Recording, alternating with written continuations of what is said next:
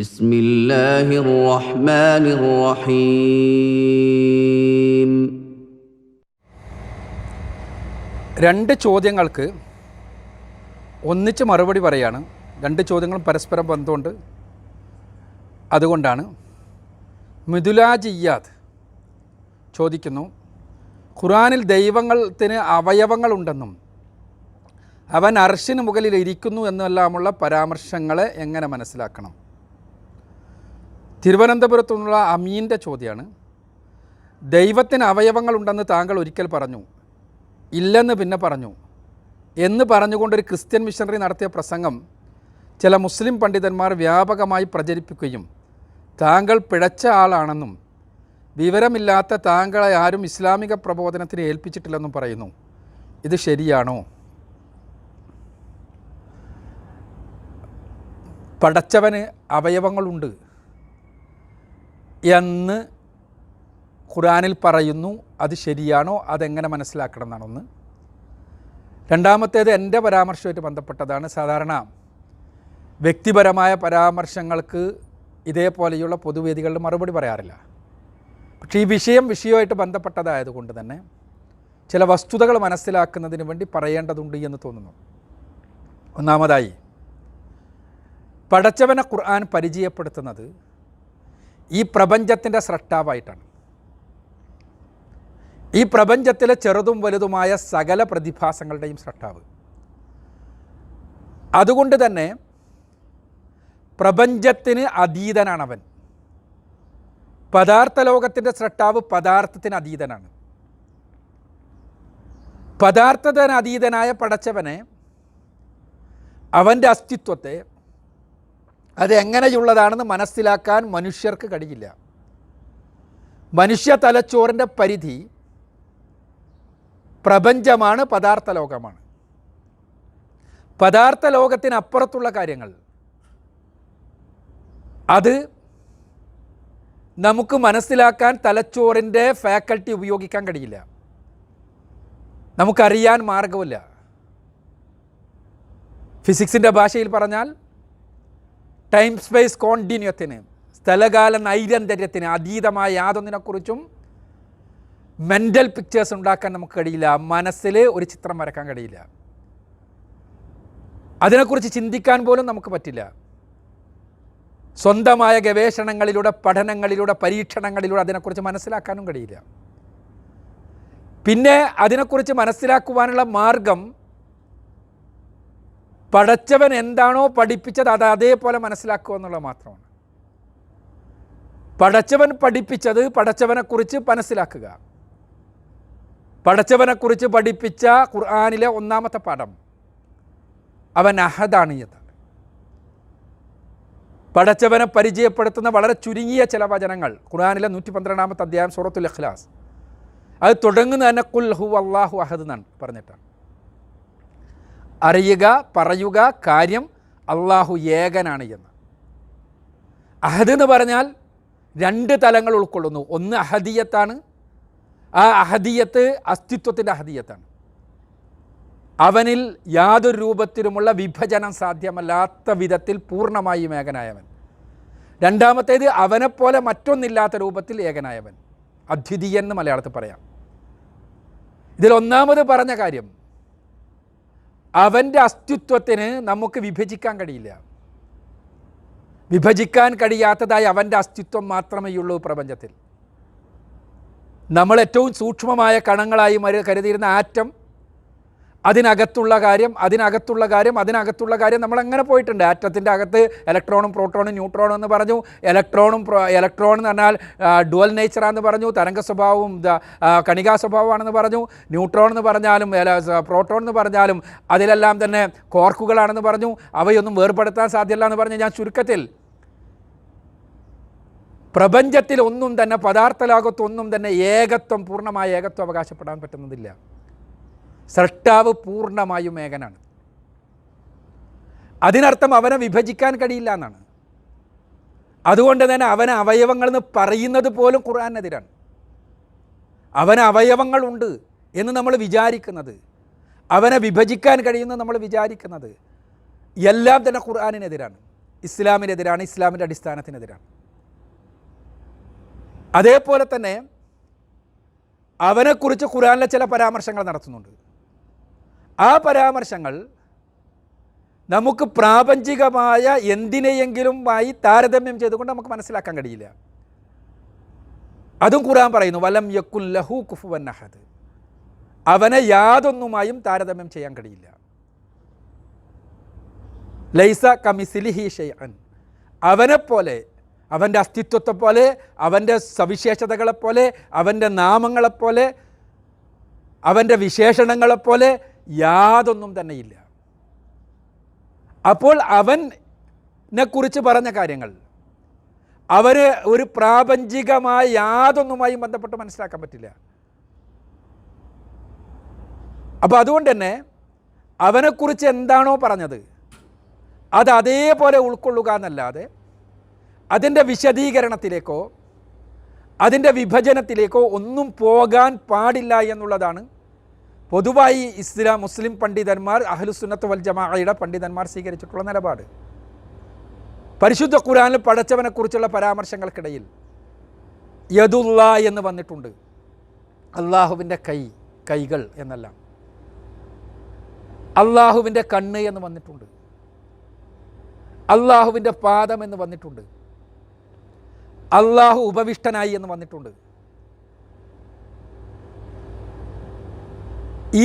ഈ എങ്ങനെയുള്ള പരാമർശങ്ങൾ, ആ പരാമർശങ്ങളെ വ്യാഖ്യാനിക്കുന്ന പണ്ഡിതന്മാരുണ്ട്. എന്നാൽ പ്രഗത്ഭരായ അഹ്ലുസുന്നയുടെ പണ്ഡിതന്മാർ പറഞ്ഞു വന്നിട്ടുള്ളത് ഈ വചനങ്ങളെ അതേപോലെ ഉൾക്കൊള്ളുക എന്നല്ലാതെ അത് എങ്ങനെയാണ് നമുക്ക് മനസ്സിലാക്കാൻ കഴിയില്ല എന്നാണ് മനസ്സിലാക്കേണ്ടത് എന്നാണ്. മഹാനായ ആയിമത്തുകളിൽപ്പെട്ട അഥവാ 4 മദ്ഹബിൻ്റെ ഇമാമിങ്ങളിൽ പ്രവാചകൻ സല്ലല്ലാഹു അലൈഹി വസല്ലമയുടെ ഏറ്റവും അടുത്തത് എന്ന് നമുക്ക് പറയാൻ കഴിയുന്ന ഇമാം മാലിക് റഹ്മത്തുള്ളാഹി അലൈഹി, അദ്ദേഹം അർ-റഹ്മാനു അലൽ അർശിസ്തവ എന്ന പരമകാരുണികൻ അവൻ്റെ സിംഹാസനത്തിൽ ആരൂഢനായിരിക്കുന്നു, സിംഹാസനത്തിൽ ഉപവിഷ്ടനായിരിക്കുന്നു, സിംഹാസനത്തിലേക്ക് ആരോഹണം ചെയ്തിരിക്കുന്നു എന്നെല്ലാമുള്ള പരിഭാഷപ്പെടുത്താൻ കഴിയുന്ന വചനം, അതിനെക്കുറിച്ച് അദ്ദേഹം പറഞ്ഞത് എന്താണ്? അൽ ഇസ്തിവാഉഹു മഅലൂം വ കൈഫിയത്തുഹു മജ്ഹൂൽ വ സുആലുക അൻ ഹാദാ ബിദ്അ. എന്താ പറഞ്ഞത്? ഇസ്തിവാ എന്ന് പറഞ്ഞാൽ നമുക്കറിയാം, പക്ഷേ എങ്ങനെയാണത്? അത് അള്ളാഹുവിനെ അറിയൂ. അതിനെക്കുറിച്ചുള്ള ചോദ്യം ചെയ്യാൻ പാടില്ല, അത് പുതിയ ഏർപ്പാടാണ്. ഇതാണ് ഈ രംഗത്തുള്ള ഇസ്ലാമികമായ കാഴ്ചപ്പാട്. ഇതിലെന്തെങ്കിലും വൈരുദ്ധ്യമുണ്ടോ? ഒരു വൈരുദ്ധ്യമില്ല. കാരണം പ്രപഞ്ചാതീതനായ പടച്ചവൻ്റെ കാര്യങ്ങളെക്കുറിച്ച് നമുക്കറിയാൻ പറ്റൂല, അന്വേഷിക്കാൻ പറ്റൂല, പഠിക്കാൻ പറ്റൂല.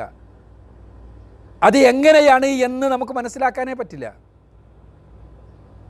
അവൻ്റെ കൈകൾ എന്ന് പറഞ്ഞാൽ ആ കൈകൾ മനുഷ്യരുടേതുപോലെയാണോ? ആണ് എന്ന് വിചാരിക്കുന്നത് തന്നെ തെറ്റ്. അവൻ്റെ കണ്ണുകൾ എന്ന് പറഞ്ഞാൽ മനുഷ്യരുമായി അല്ലെങ്കിൽ മറ്റേതെങ്കിലും ജീവികളുമായി താരതമ്യം ചെയ്യുന്നതിനെ തെറ്റ്. അതേപോലെ തന്നെ അവന് ഇതേപോലെ അവയവങ്ങളാണ് എന്ന് കരുതുന്നത് തെറ്റ്. കാരണം അവൻ അഹദാണ്, അവയവങ്ങളായി അവനെ വേർതിരിക്കാൻ പറ്റില്ല. പക്ഷേ പടച്ചവൻ ഇങ്ങനെ പറഞ്ഞിട്ടില്ലേ? പറഞ്ഞിട്ടുണ്ട്. അതിനർത്ഥം എന്താണെന്ന് നമുക്കറിയില്ല, അത് പടച്ചവനെ അറിയൂ. എന്നാൽ അതിനർത്ഥമുണ്ട്, ആ അർത്ഥം നമ്മൾ മനസ്സിലാക്കുന്നു. പക്ഷേ പടച്ചവൻ എങ്ങനെയാണ് അതുള്ളത് എന്ന് നമുക്കറിയില്ല. ആ പറഞ്ഞത് കൈഫിയത്തുഹു മജ്ഹൂൽ, എങ്ങനെയാണത് നമുക്കറിയില്ല. ആ അറിവില്ലായ്മ അംഗീകരിക്കുക എന്നുള്ളതാണ് യഥാർത്ഥത്തിലുള്ള മുസ്ലിമിൻ്റെ രീതി. അതല്ലാതെ പടച്ചവൻ്റെ കൈ എന്നത് പറയുമ്പോൾ ആ കൈ എങ്ങനെ, എന്ത്, എങ്ങനെ, ഏത് രൂപത്തിൽ എന്നൊന്നും വ്യാഖ്യാനിക്കുക എന്ന ഏർപ്പാടില്ല. എന്നാൽ ചില പണ്ഡിതന്മാർ അതിനെക്കുറിച്ച് ചില വ്യാഖ്യാനങ്ങൾ നൽകിയിട്ടുണ്ട്. അതിന് വല്ല പ്രവാചക വചനങ്ങളിൽ അടിത്തറയുണ്ടെങ്കിൽ ആ വ്യാഖ്യാനങ്ങൾക്ക് വിലയുണ്ട്, അല്ലെങ്കിൽ അതിന് വിലയുമില്ല. മൊത്തത്തിലുള്ള വീക്ഷണമാണ് ഞാൻ പറഞ്ഞു വന്നത്. ക്രൈസ്തവ മിഷനറിമാർ അവരുടെ ബൈബിളിലുള്ള ദൈവവുമായി ബന്ധപ്പെട്ട പരാമർശങ്ങളെ വ്യാഖ്യാനിക്കാൻ കഴിയാതെ പ്രയാസപ്പെടുന്ന സന്ദർഭത്തിൽ പരിശുദ്ധ ഖുർആനിന് ഇസ്ലാമിനെതിരെ പല ദുർവ്യാഖ്യാനങ്ങളും കൊണ്ടുവരാറുണ്ട്. അതിൽപ്പെട്ടതാണ് ഖുർആനിൽ ഉള്ള ദൈവത്തിന് ഇങ്ങനെ അവയവങ്ങളുണ്ട് എന്നുള്ള വാദം. യഥാർത്ഥത്തിൽ എൻ്റെ പേരിൽ അത് ആരോപിക്കുന്നുണ്ട്, ഞാൻ അങ്ങനെ എവിടെയും പറഞ്ഞിട്ടില്ല. ആ ആരോപണം യഥാർത്ഥത്തിൽ വെറുതെ പറയുന്നതാണ്. ആ ആരോപണം എടുത്തുദ്ധരിക്കുന്ന പണ്ഡിതന്മാർ, മിഷനറിമാരുടെ ആരോപണം, ഖുർആനിനെതിരെയുള്ള ആരോപണം, അള്ളാഹുവിനെതിരെയുള്ള ആരോപണം, അള്ളാഹുവിനെക്കുറിച്ച് കളവ് പറയാൻ മടിയില്ലാത്തവർ, ഖുർആനിനെക്കുറിച്ച് കളവ് പറയാൻ മടിയില്ലാത്തവർ, പ്രവാചകനെക്കുറിച്ച് കളവ് പറയാൻ മടിയില്ലാത്തവർക്ക് എന്നെക്കുറിച്ച് കളവ് പറയാൻ എന്തെങ്കിലും മടിയുണ്ടാകുമെന്ന് വിചാരിക്കേണ്ടതില്ല. കളവാണ് അദ്ദേഹം പറയുന്നത് സത്യത്തിൽ. അതിന് കാരണം എന്താണ്? ബൈബിളിലെ പല കാര്യങ്ങളും അവർക്ക് വിശദീകരണക്ഷമമല്ല. ഉൽപ്പത്തി പുസ്തകത്തിലെ 32-ാം അധ്യായത്തിൽ 22 മുതൽ 32 വരെയുള്ള വചനങ്ങളിൽ ഇസ്രായേലിൻ്റെ പിതാവായ യാക്കോബ് സാക്ഷാൽ ദൈവവുമായി ഗുസ്തി പിടിച്ചത് കാണാൻ കഴിയും. ദൈവവുമായി മൽപ്പിടുത്തം നടത്തി. ബൈബിളിലെ പുതിയ നിയമ പണ്ഡിതന്മാർ ചിലരത് ദൈവദൂതനാണെന്നെല്ലാം പറയാറുണ്ട്. പക്ഷേ ബൈബിൾ പറയുന്നത് ദൈവവുമായിട്ടാണെന്ന്. ഒരു സ്ഥലത്തല്ല.